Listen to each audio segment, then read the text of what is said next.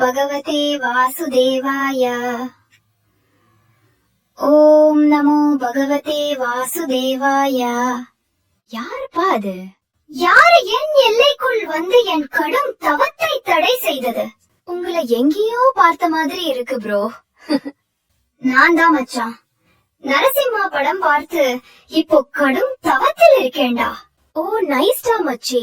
கடவுள் தூணிலும் இருப்பார், துரும்பிலும் இருப்பார். ஆமாடா, கடவுள் சிமெண்டா தான் இருக்கும் போல. அதுதான் பெரிய கட்டடத்திலிருந்து சின்ன குடிசை வரை இருக்கு. ஜெய், சிப்ஸ் பாக்கெட் மாதிரி பேசாதடா.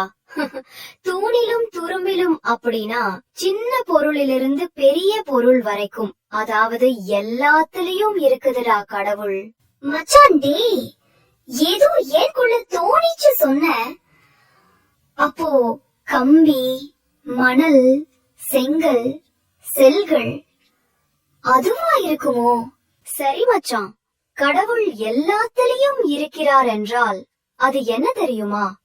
எல்லாத்திலும் இருக்கக்கூடிய ஒன்று, அதுதான் சூனியம், அதாவது வெட்ட வெளிடா. மச்சான், புது புது கதை சொல்லாதடா. ஏற்கனவே நிறைய என் மண்டைக்குள்ள இருக்கு.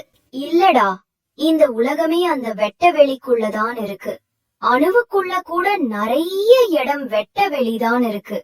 எந்த பொருளாக இருந்திருந்தாலும், அது நீயும் நானும்மா இருந்தாலும் வெற்றிடம் இடம் கொடுத்தால்தான் இருக்க முடியும்.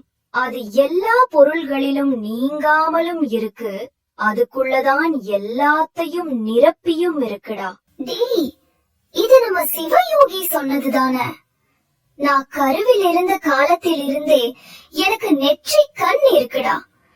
அவர் சொன்ன கதையெல்லாம் என்கிட்ட வந்து சொல்லாதே, சரியா? நம்ம நட்பு போயிடும்பா, பார்த்துக்கோ. சரி மச்சான், சாபம் விடாதடா. நான் தேவையில்லாம உன் தவத்தை தடை பண்ணிட்டேன். ஆனா 4 பூதங்களும் ஒரு பூதத்துக்குள்ள அடங்கி இருக்கு. அதை கொண்டுதான் இங்க உயிருள்ளவை உயிரற்றவை என்று பிரிந்திருக்கு. படைப்புகளே படைப்புகளை படைத்தது எப்படி? பாட்டு கேட்டா புரியும். அது பரவாயில்ல மச்சான். சிவயோகி சொன்னதெல்லாம் வேண்டாம். ஒரு பிரியாணி மட்டும் வாங்கி கொடுத்து போயிடு பிளீஸ். டே, நீ முட்டாளா இல்ல நான் அறிவாளியா? எனக்கு புரியலடா.